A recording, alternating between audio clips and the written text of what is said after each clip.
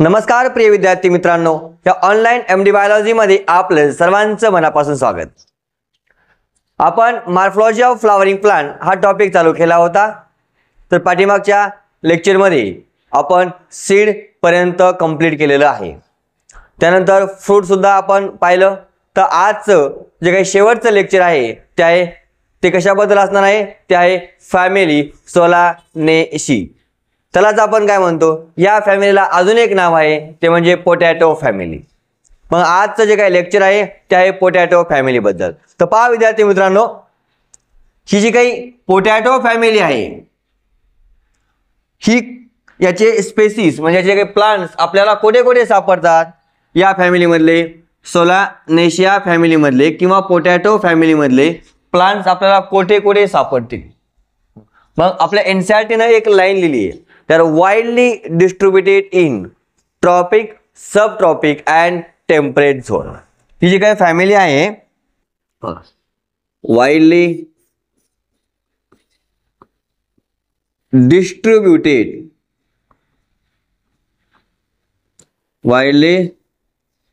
distributed in first tropic region, tropic, subtropic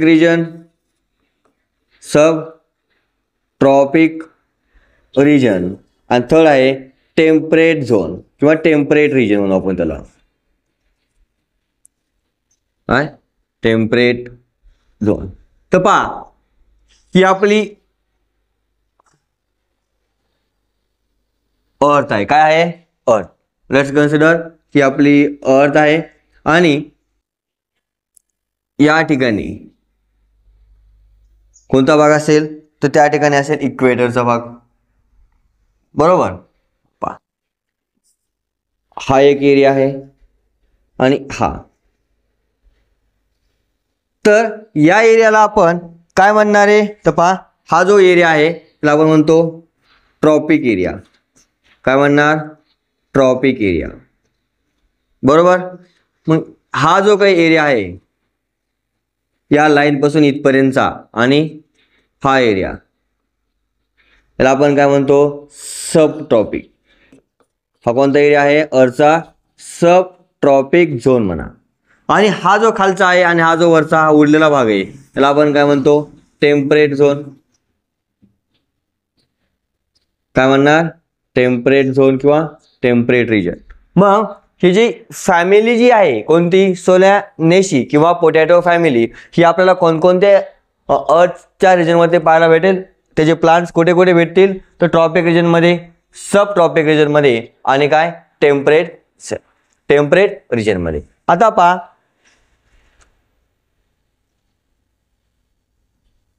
okay.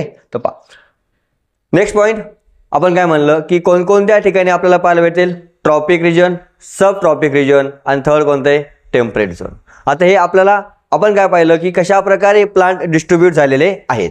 आता जर हे प्लांट पाहिले आपण, ते प्लांट कसे नेमके? तर पहा प्लांट्स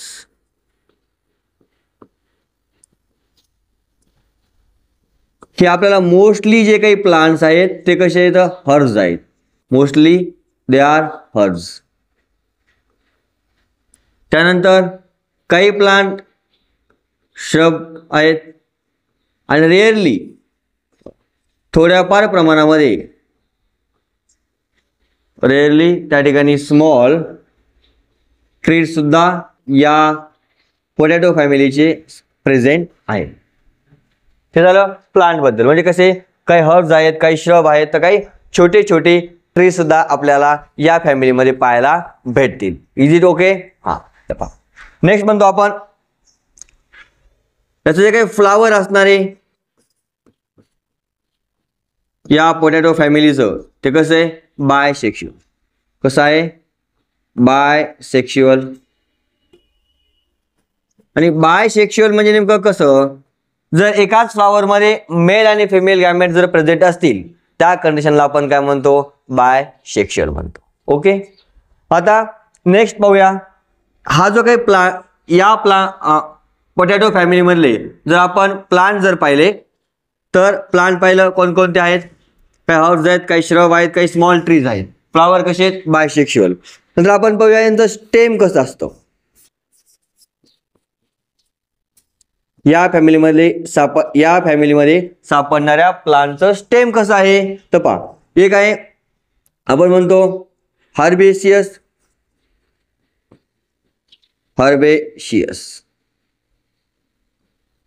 रन अँड रेअरली उडी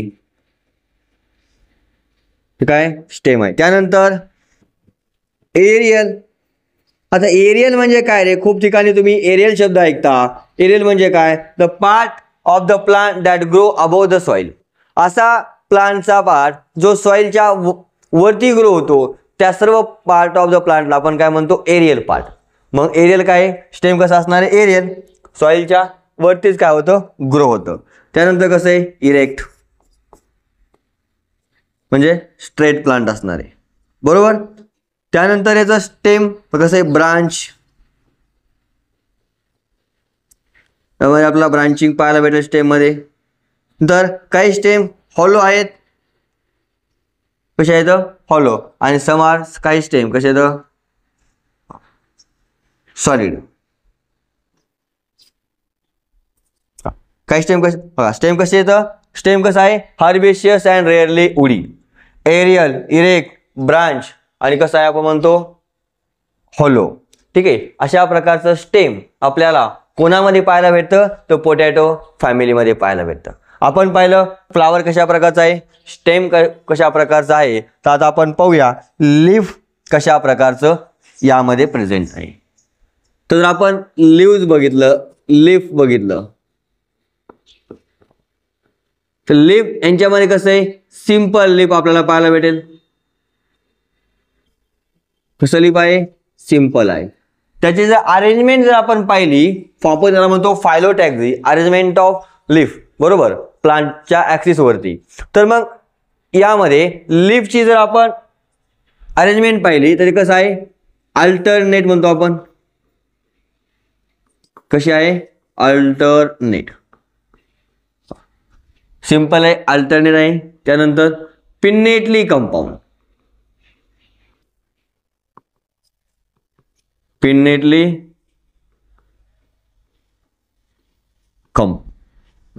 सिंपल लीफ आहे. बरोबर. त्याची लीफची काही अरेंजमेंट आहे ती कशी आहे? अल्टरनेट वेन आहे. आणि हे कसं आहे? Pinnately compound. कसं असणार आहे? Pinnately compound. त्यानंतर हा जो काही हे काही लीफ आहे, त्या लीफ वरती स्टिपुल प्रेझेंट आहे का? नाही. मग आपण त्याला काय म्हणणार? एक्स्टिपुलेट. आणि यामध्ये जर आपण वेनेशन पाहिलं म्हणजे काय? लीफ मध्ये कशा प्रकारे वेनची अरेंजमेंट आहे ती कशी आहे? Reticulate venation. मग हे लीफ कसं आहे? एक्स्टिपुलेट.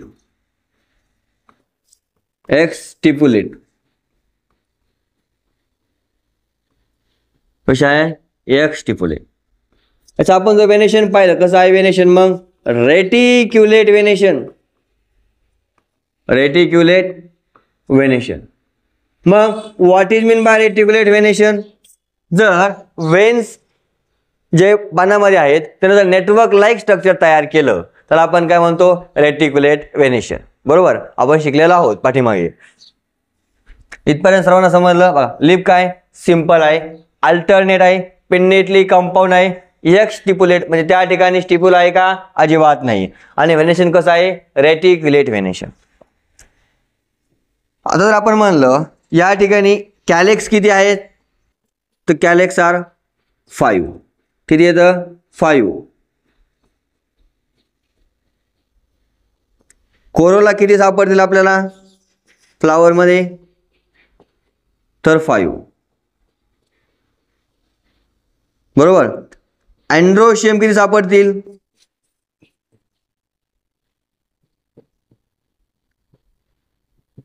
ते पण किती येतं? 5. अँड्रोशियम पण 5, कोरोला 5, कॅलेक्स 5. गायनोशियम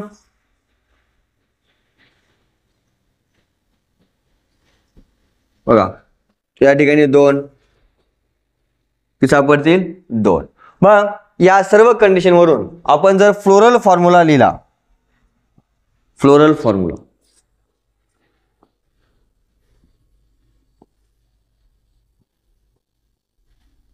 काय म्हणूया आपण फ्लोरल फॉर्म्युला. फ्लोरल फॉर्म्युला कसा आहे मग फ्लोरल फॉर्म्युला पहा. कॅलेक्स किती आहेत 5 फ्यूज कंडिशन. कोरोला किती आहेत 5 फ्यूज कंडिशन मध्ये. अँड्रोशियम काय आहेत 5. गायनोशियम कसे आहेत 2. आणि यांच्यामध्ये ओव्हरी कशी असते सुपेरियर ओव्हरी आहे. कशी आहे सुपेरियर. बघा बायलोक्युलर आपण काय म्हणतो बघा बायलोक्युलर सुपेरियर ओव्हरी. काय म्हणणार बायलोक्युलर सुपेरियर ओव्हरी. त्यानंतर ठीक आहे. आणि कसं आहेत इपिपेटलस कंडिशन आपल्याला यांच्यामध्ये पाहायला भेटते. हां अशा प्रकारे काय याचा फ्लोरल फॉर्म्युला आहे. तर आता आपण पाहूया फ्लोरल डायग्राम.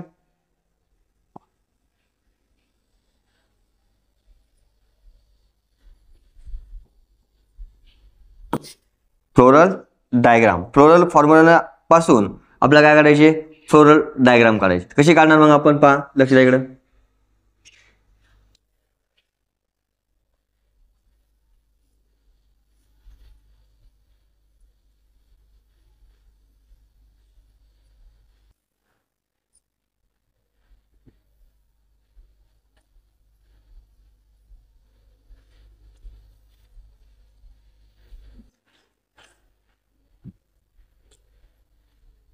आतमध्ये काय करणार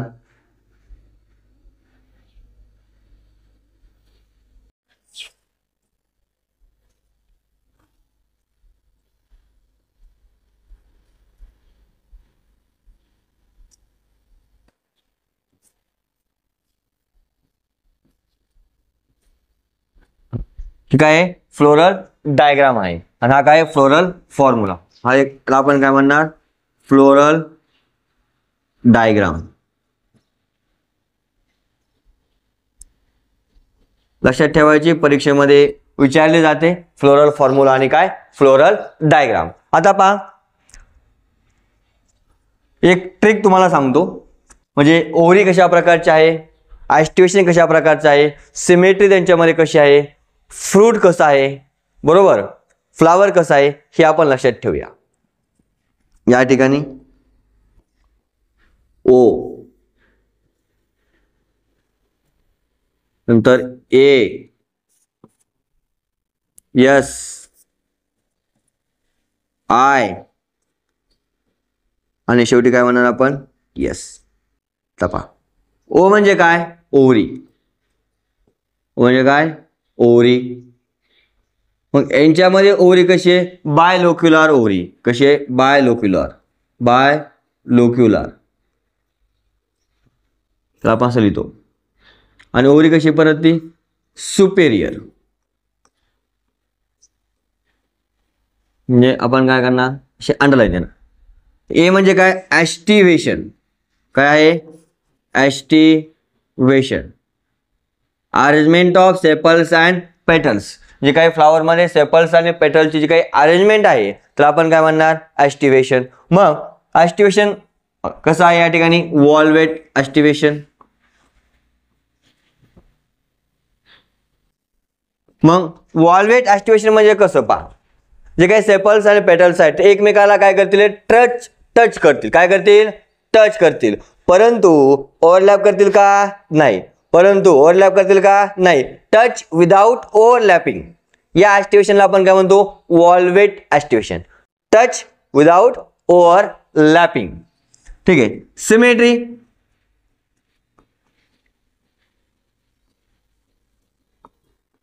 सिमेट्री कशी आहे ॲक्टिनोमॉर्फिक. ॲक्टिनोमॉर्फिक.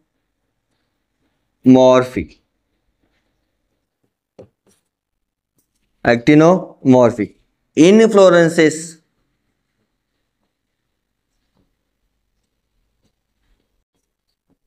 इनफ्लोरन्स यामध्ये कसं आहे सायमोस टाईप.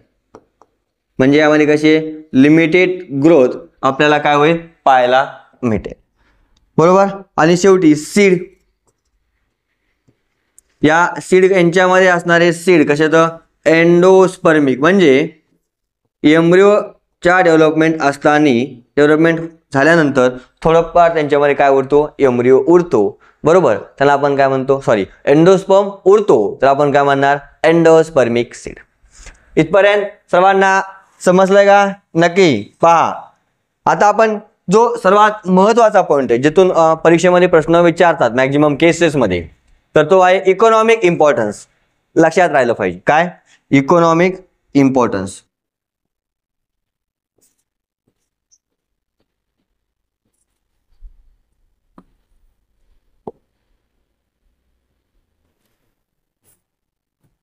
Economic importance.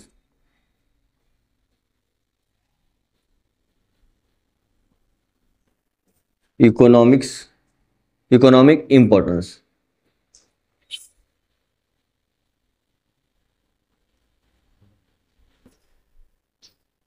या फॅमिलीचं काय इकॉनॉमिक इम्पॉर्टन्स आहे. आता हे तुम्ही कसं लक्षात ठेवणार?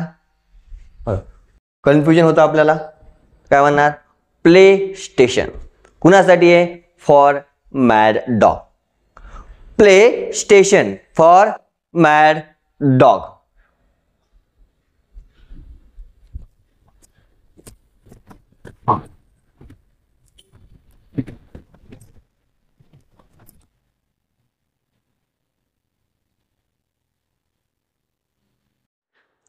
आपण काय पाहतो, तो इकॉनॉमिक इम्पॉर्टन्स. त्यामुळे एक छोटीशी ट्रिक लक्षात ठेवायची.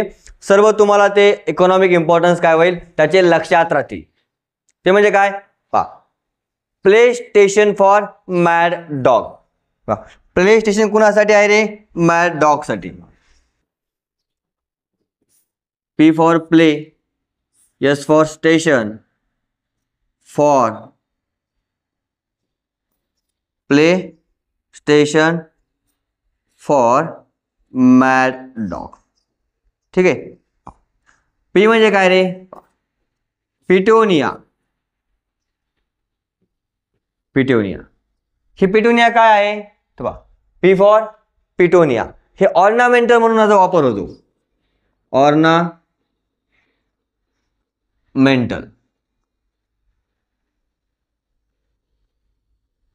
काय म्हणून? ऑर्नामेंटल म्हणून. ओके. पहा, यस फॉर काय आहे? स्पेसिस. कोणती?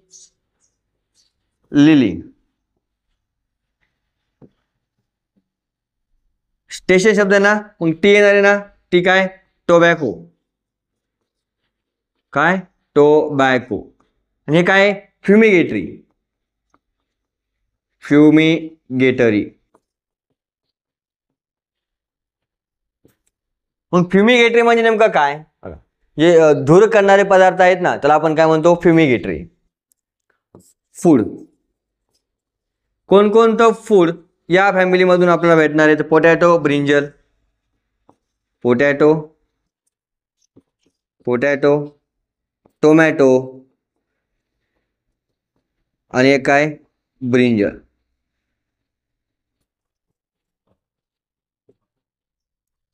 मेडिसिन.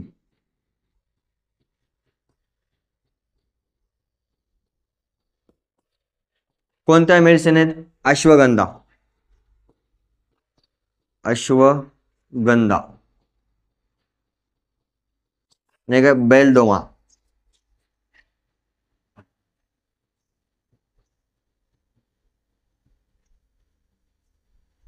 ओके. पहा, काय म्हणलं आपण इकॉनॉमिक इम्पॉर्टन्स मध्ये? Play station, yes station for mad. शेवटी डॉग म्हणा, बरोबर. काय हरकत आहे? मग पिटोनिया काय वापरतो आपण? ऑर्नामेंटल म्हणून. स्पेसिस काय? लिली. टोबॅको काय? फ्युमिगेटरी. फूड कोणतं आहे? तर पोटॅटो, टोमॅटो आणि ब्रिंजल. आणि मेडिसिन कोणतं आपल्याला भेटेल? तर अश्वगंधा. ज्यांना इथे तुमचं स्क्रीनशॉट काढून घ्या. आशा करतो की तुम्हाला इथपर्यंत सर्व पॉईंट समजले असतील. व्हिडिओ आवडल्यास लाईक करा, सबस्क्राईब करा आणि शेअर करायला विसरू नका. धन्यवाद.